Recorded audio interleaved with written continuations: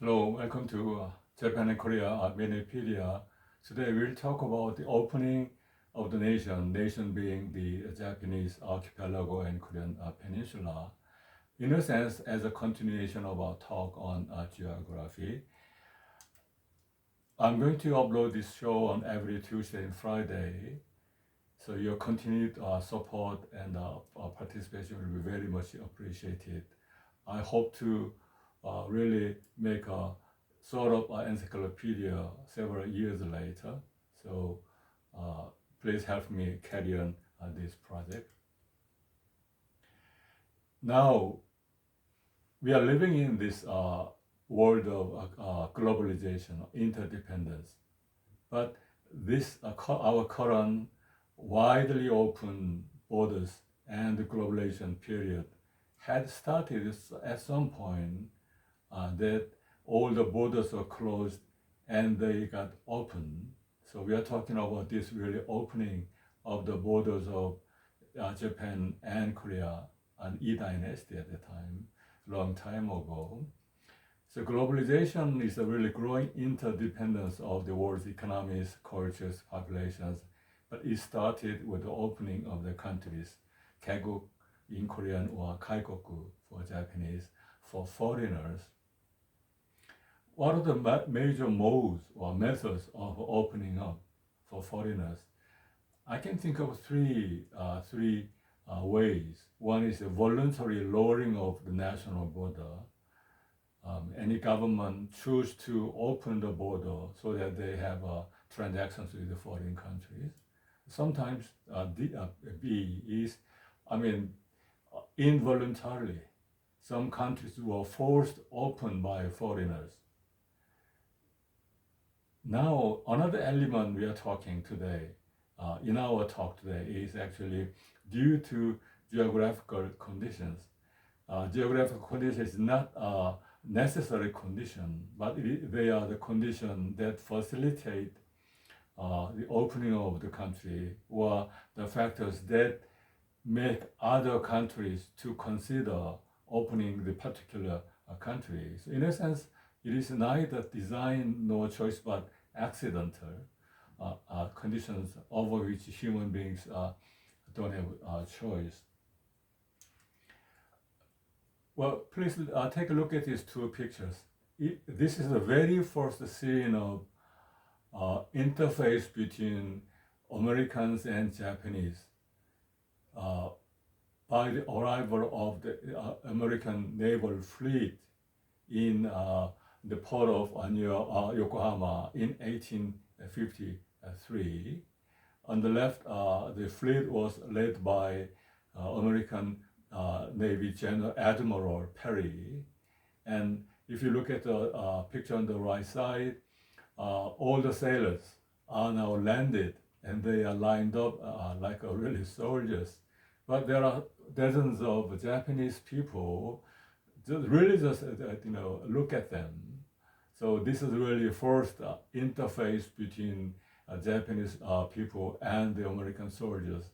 That was the beginning of a Japanese history of modernization, I guess.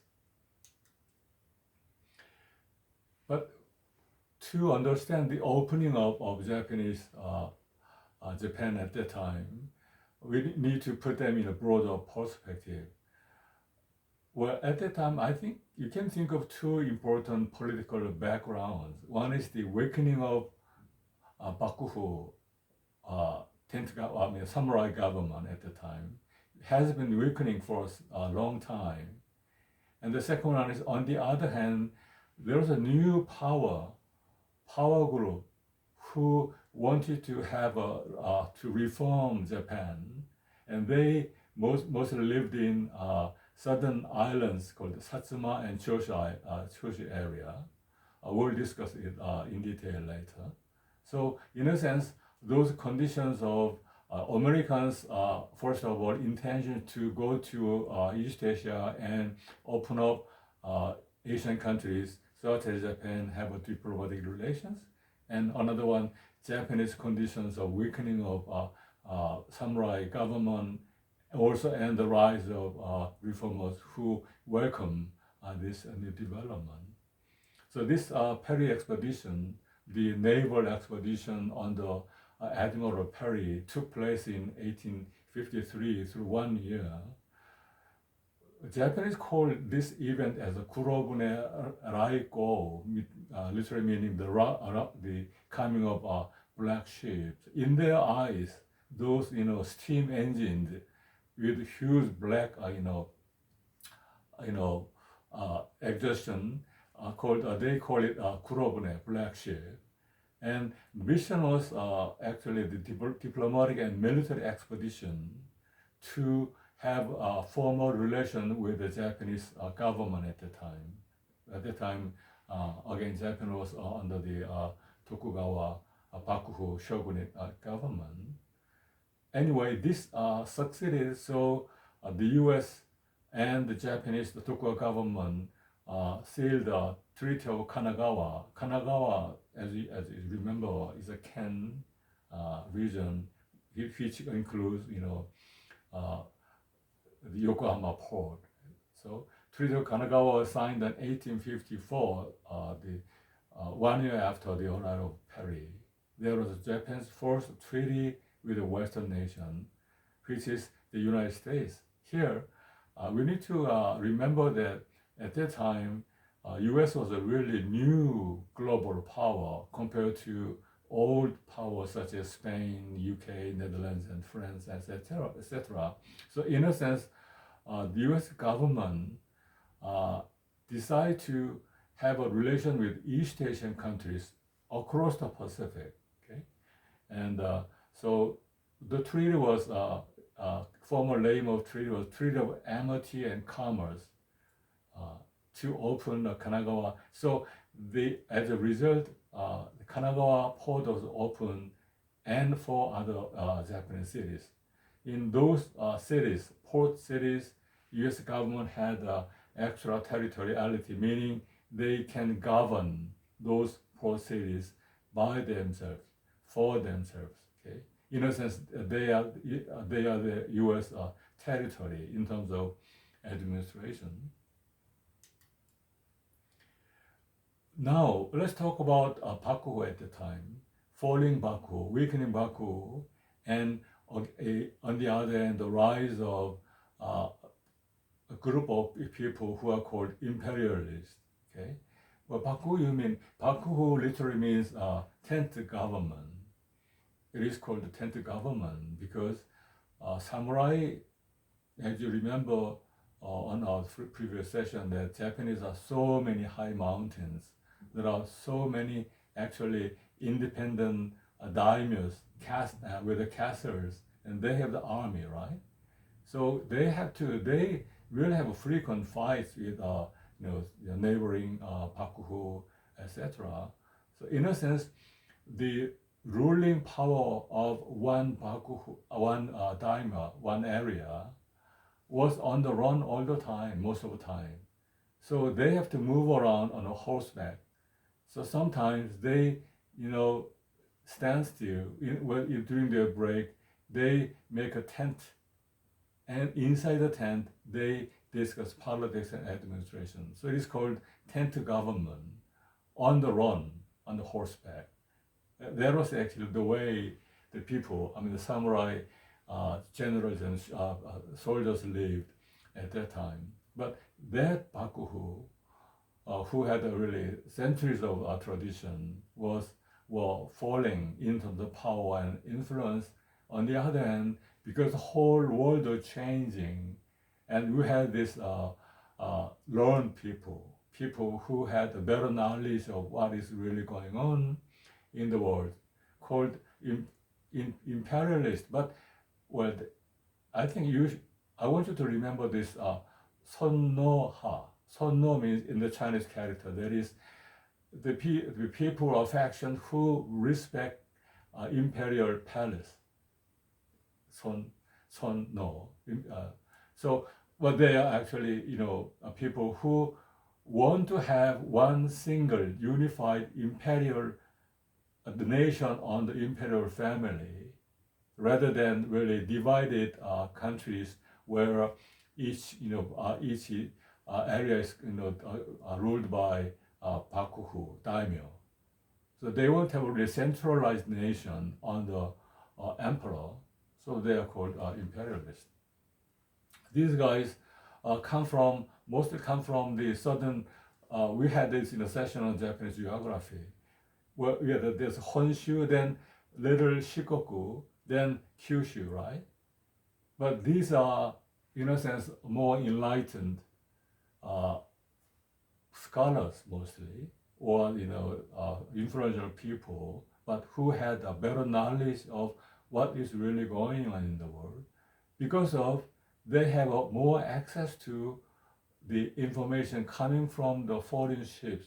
If you remember, those, Satsuma, which is today's Kagoshima, and Tosa, today's Kochi, and on the left, Hizen, which is today's Saga, and Choshu, today's Yamaguchi, people had a more interface with the Western learning, because, as you remember, because of those currents, all those Western ships turned toward the northeast, nearing Sea of China, and really hitting or arriving at these regions in most southern area of Japanese archipelago.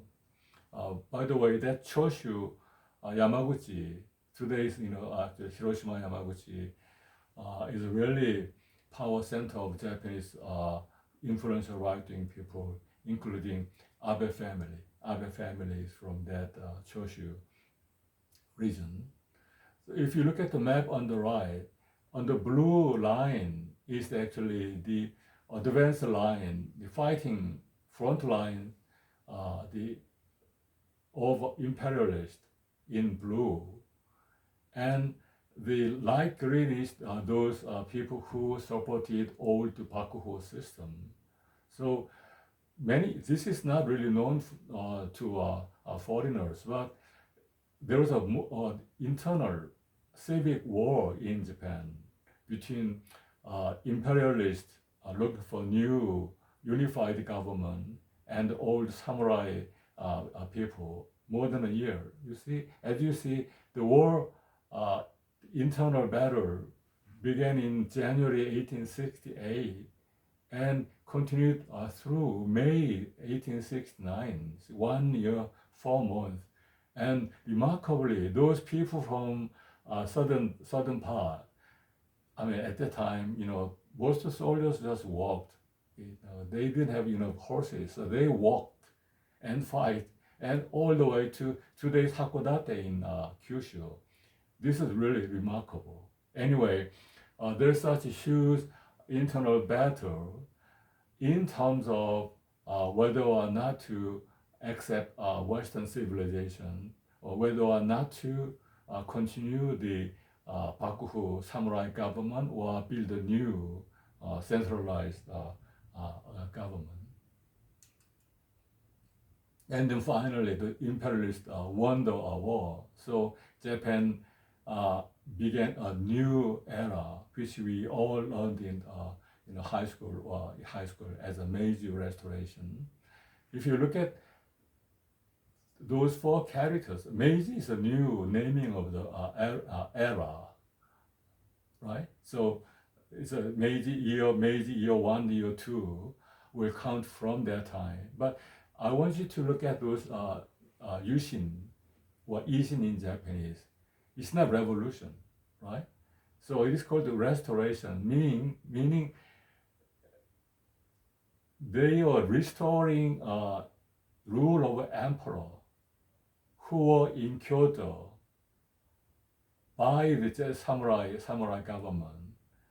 And now they are restoring the power and authority of imperial family back to, and they actually have the imperial family move back to castle in Tokyo on the right side. So, if you go to Tokyo, please go to take a look at this place.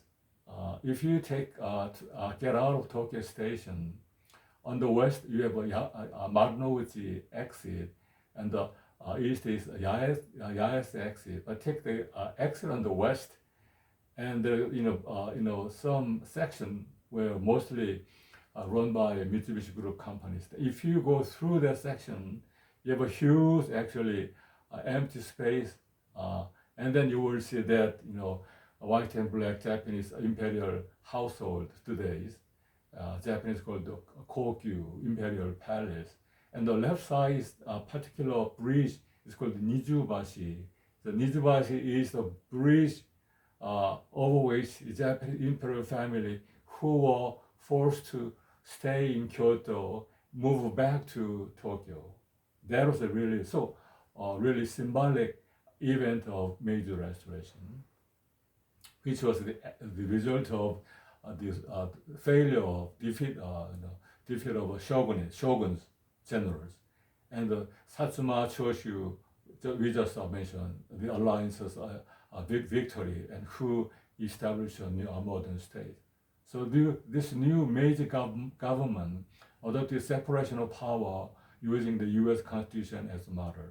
So again, it is important to note that Japanese modernization was actually facilitated by the U.S., a new power at the time, not old powers such as in the UK, Spain, Netherlands, etc., not European powers. So that's why, in a sense, after Meiji Restoration, Japanese major ally, most important foreign country has been the U.S. all along up to today. So even, Meiji government, American Constitution, school system, 6 years of primary, 6 years in middle high school, then 4 years in college, etc., which later applied to Korea too. So Meiji government adopted American modernization institutions.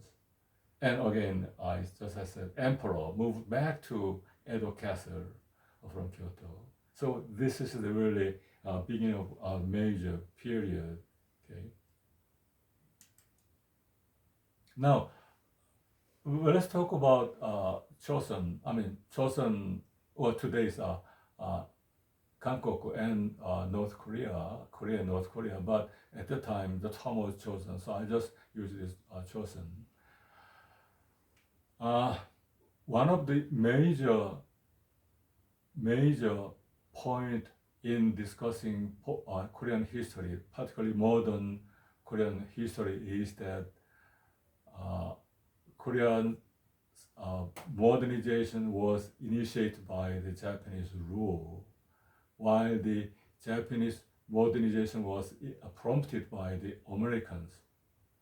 But Americans didn't really rule Japan to modernize the country. But Japanese came to Joseon and, as we all know, ruled a Korean peninsula for a long time, over which the impact still continue in a very grave manner. Right? So Japanese power arrived in Korean peninsula in 1875, which was 7 years later Meiji Restoration. After the formation of Meiji government in 1868, Japan asked Joseon, even really forced Joseon to open up and establish diplomatic relations, as the American government did to them only several years ago. Initially, Joseon refused. Then Japan sent armed forces.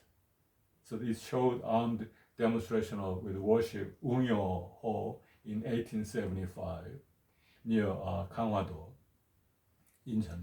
So in 1876, this is the very first E Dynasty's treaty with the foreign power, the Joseon-Japan Treaty, or you call the Gangwado Treaty because it was held in the Gangwa Island near Incheon in 1876.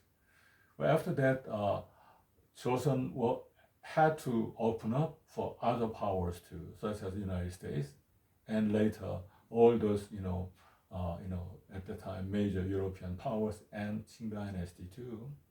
So in 1882, a treaty with the U.S. through the arrangement of the Qing dynasty to check. I mean, at that time, Qing dynasty ruled China, and Qing dynasty wanted to, actually guard Japan's advancement in Korean Peninsula. So they actually advised U.S. to come to Joseon and have a formal treaty with the Joseon government. So it happened in 1882. Then we had treaties with the U.S., UK, and other European countries. So let's take a look at these two scenes.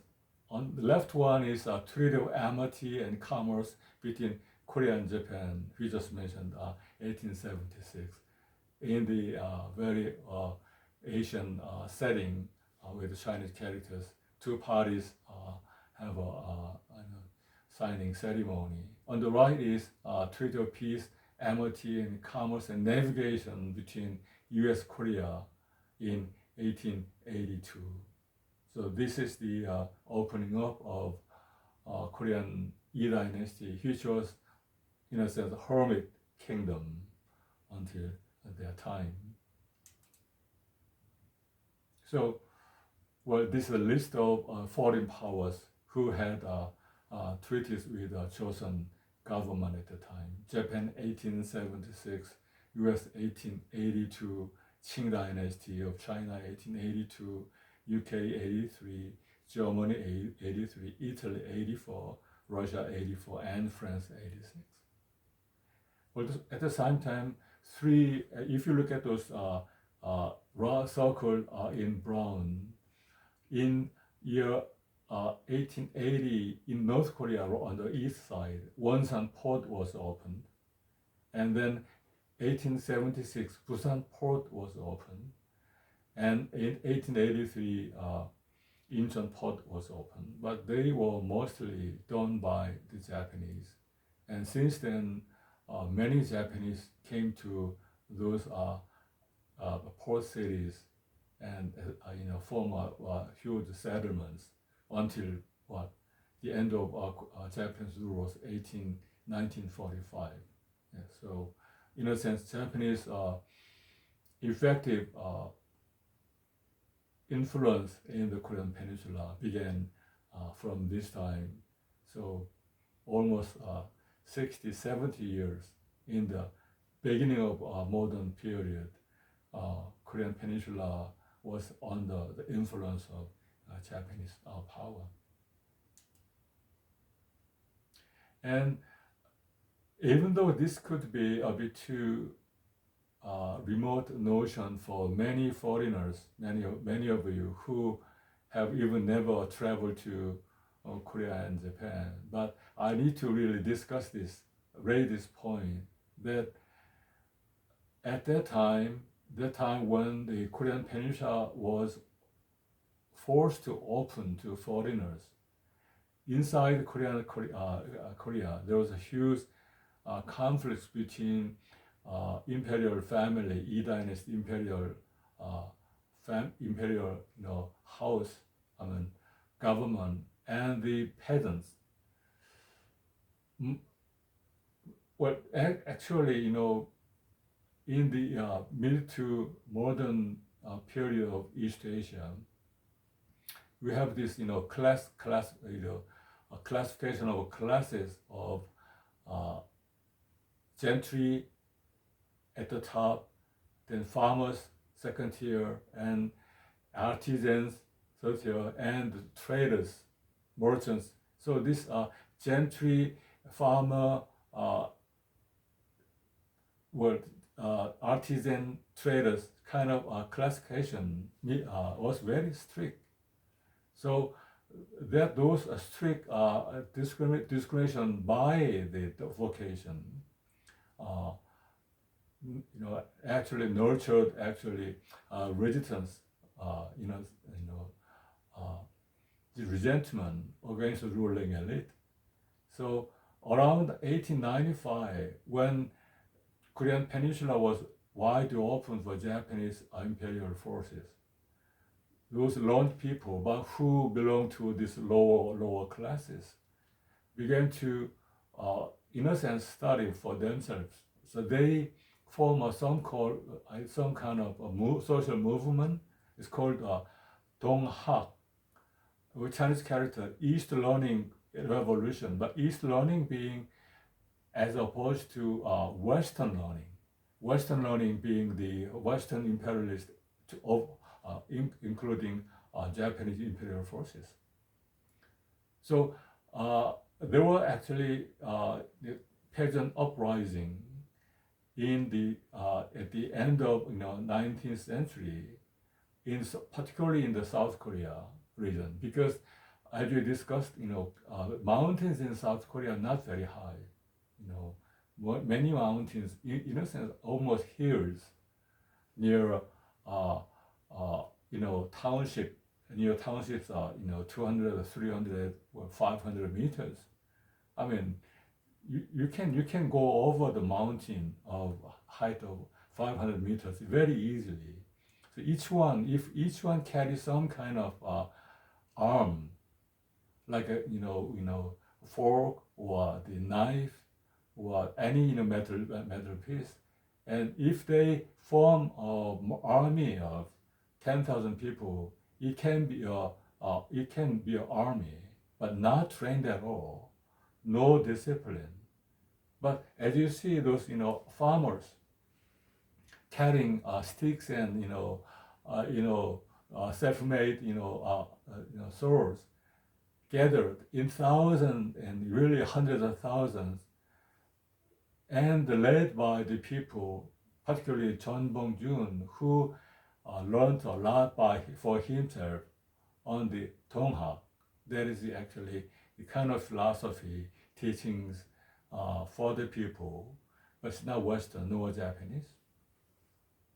So those Donghak revolution began to threat the legitimacy or continuity of not only Korean at the time Yi Dynasty, but the foreigners, particularly Japanese.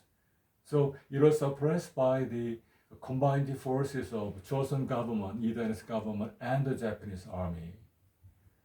So there are several major battles between those Joseon government plus Japanese army versus Donghak rebellions. I mean, those are movers. Okay, well, they were all suppressed, but there was actually important results that anti-Japanese imperialism began to form across the Korean peninsula. So even though those Donghak leaders didn't succeed in, taking any political power, but they actually educated entire people of Korean peninsula about their independence, about the unfairness of those classifying human beings, and just allowing foreign powers, particularly Japanese army in the Korean peninsula.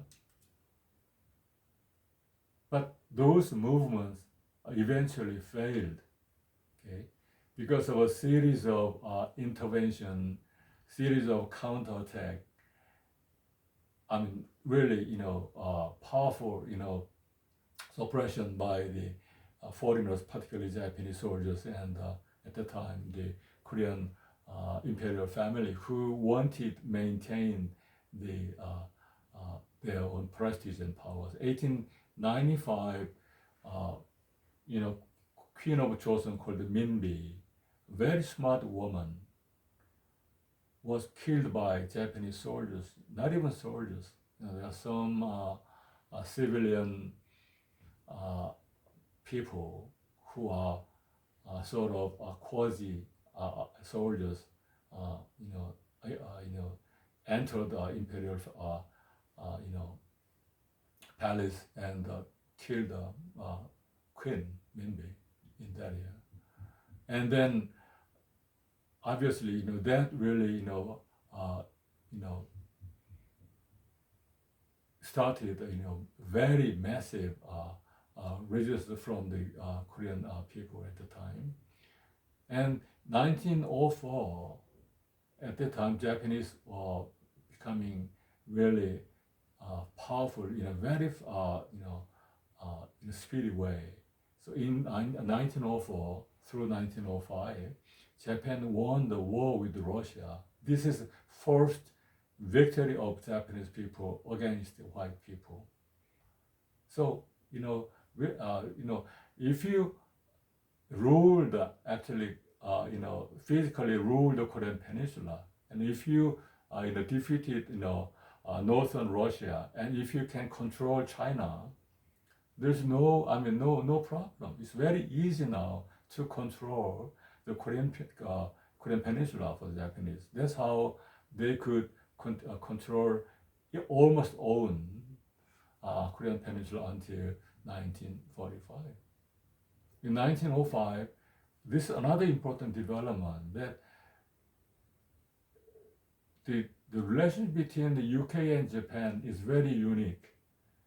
It's very friendly, and Japanese people have a huge, longing or respect for the UK, British civilization, such as well all the Japanese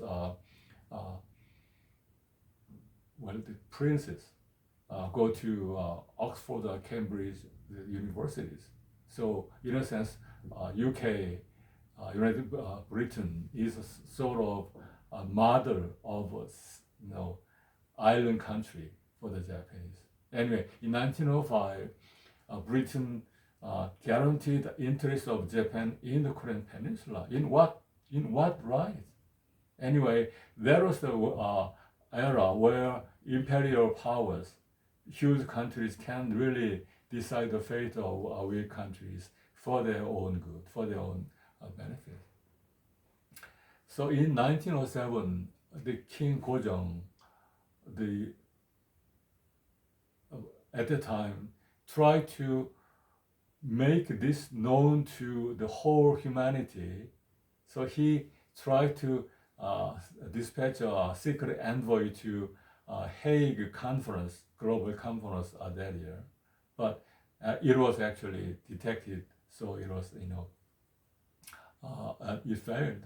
So he descended, and he gave his power, his throne to his son Sunjong. Is the last emperor, last king of Korea. So King Gojong is the second last, and his son King Sunjong is the last of Korean Yi dynasty. That means this is the end of Yi dynasty.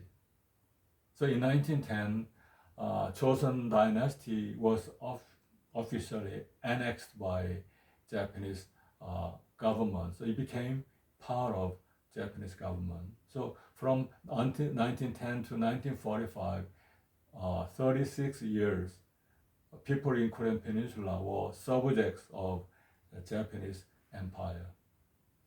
But during the time, there were many revolts, those demonstrations and movements. So this is on the right side is a famous incident of there's a March 1st, the movement by students and young people, a really symbolic event of Korean people really struggling against the Japanese rule during the time. Okay, but instead of making key statements, I'd like to compare key components of this development we talk today.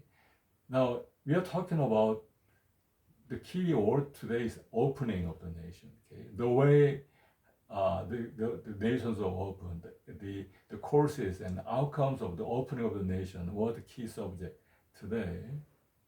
Now, opening of the nation of Japan was initiated by Western countries. By Korea, Japan. So Japan learned how to be opened, and they actually exercised their knowledge to Joseon at the time.